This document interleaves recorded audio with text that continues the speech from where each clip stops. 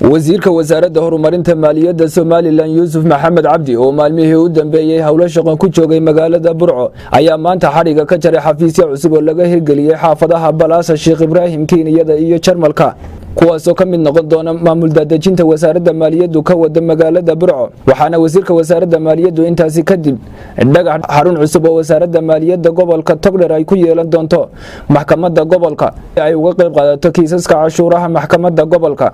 gobolkan markaan isku tagnay waxaan isla garanay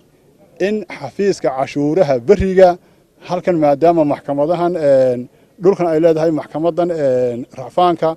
iyo gobolka maxkamadan ay leedahay dhul weyna inaan meel ka siino 12 iyo 10 mitir oo rukunkaan arki doono aan siino si ay noogu soo dhawaadaan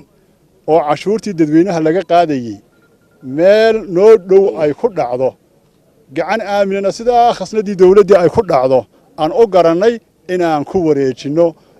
saacad wasiir geesta kale wasiirka wasaaradda maaliyaddu waxa uu kulan xafiiskooda kula qaatay mas'uuliyiinta rugta ganacsiga gobolka Togdheer halkaas oo ay isku xog wareysteen qadar saacada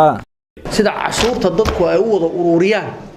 ayaa la yiraahdaa si la mid ah oo cashuurta qof walba ay waajib ugu tahay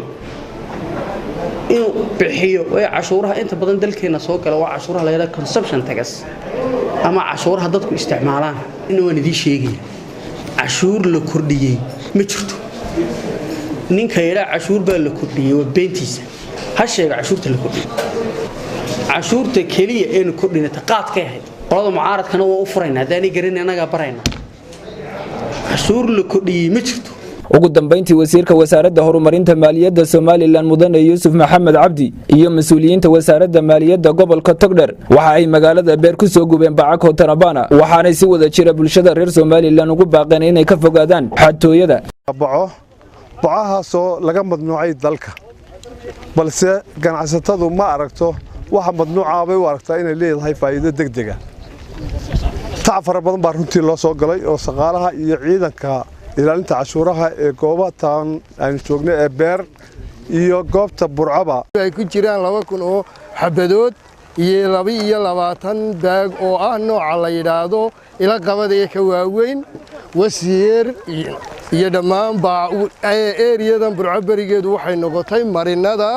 kontrabanka buuxu ka soo galaan dalka hase ahaatee maanta waxa astaan u ah gubistaasi aynu gubnay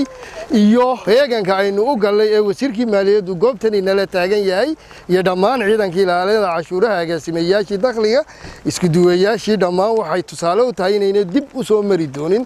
Ahmed Nur Ciise Maxamed Ahmed Nur Samrawi wakiil wareedka telefishinka caalamiga ee SBS magaalada Burco.